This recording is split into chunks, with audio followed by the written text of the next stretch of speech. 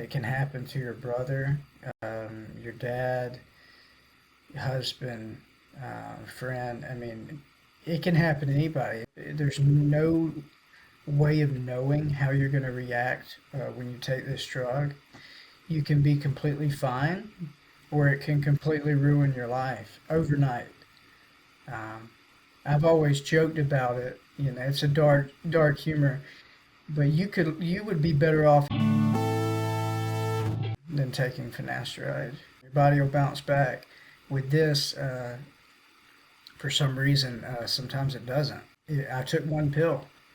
I took one pill 2.5 years ago, and nothing has gotten better. You're forced to kind of reinvent yourself overnight because, I mean, if you have a reaction like we did, essentially, I mean, anything about you is up in the air to change. You know, you try to move forward at a certain point, but when it's affected every fiber of your being, what can you do, you know? Every day I'm just kind of carry on as it's almost like a zombie-like shell and trying to remember how I behaved in that situation before PFS. All the how you perceive things around you is completely different. It's like if something has switched off in your brain. What's particularly difficult for me is when I hug my son and I tell him I love him, and I'm trying to imagine how that would feel, because I don't feel that anymore. It's just, it's absolutely horrific, really. So I spend my life acting how I would have once behaved. You can't really explain that, and it's just so unreal and it's so inhuman. It's almost like sci-fi. You have this medication that's widely taken. It's the only medication prescribed for hair loss. And most clinicians have no idea what it is.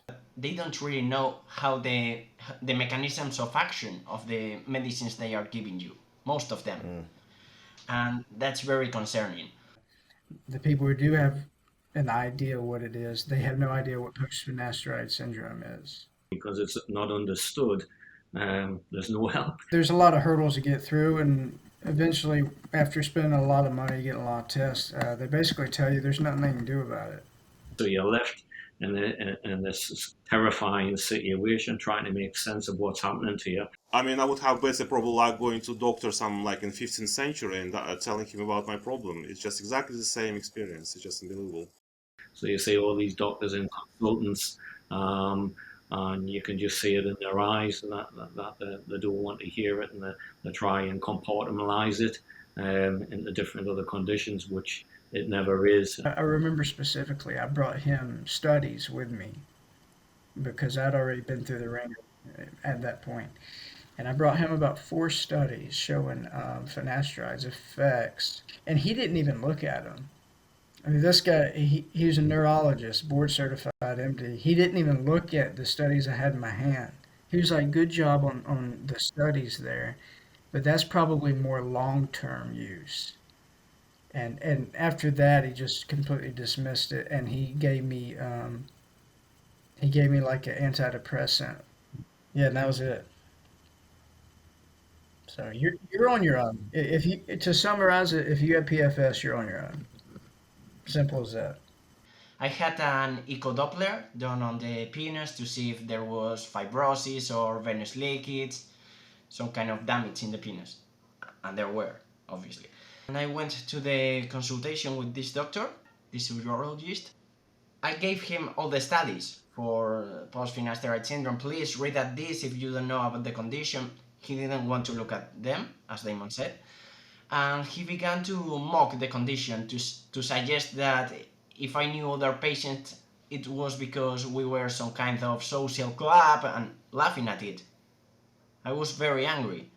And he refused to read all the literature, and at the end he didn't give me any solution. He refused nothing linked to finasteride, and I went out crying from that consultation.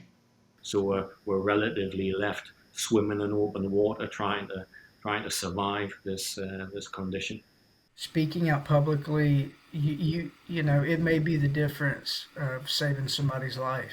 There are many documented suicides that are linked with this. Before taking finasteride, I was searching online And that's how I learned about finasteride. But the old videos which I watched, they all were good. They all were positive, saying like, "Oh my God, they're fucking miracle tablets," and there was nothing about side effects. I did skim YouTube prior to taking the drug, like I talked about, and I saw positive things about doctors and saying it was okay to take. I saw one or two personal PFS stories.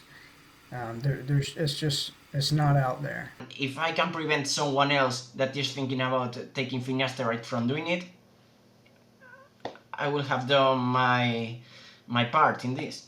And anyway, if we don't speak about it, we are not going to have a cure or research or whatever we are finding about it.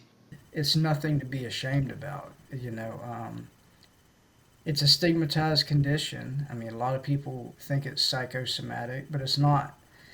And the reason the information and the stigma hasn't changed is because a lot of people haven't spoken about it, and the research and stuff isn't there. Patients talk about we need research, and we need a cure, and like you don't get research unless a lot of people speak publicly about what's going on. You can Google and see what it does, but we don't really know, what it does in the body to keep affecting us. It is essential to have research. But I find it's a modern day tragedy that this is going on, and one day to see outside the other side that this is accepted, understood, and we are recognised for what we're being put through, really, which is needless. My hope is eventually we figure it out, and we don't have to have any more conversations like this at some point. That some young guy doesn't come through and have his life ruined because his hair was thinning or whatever. I mean, it's ridiculous, man. It's sickening.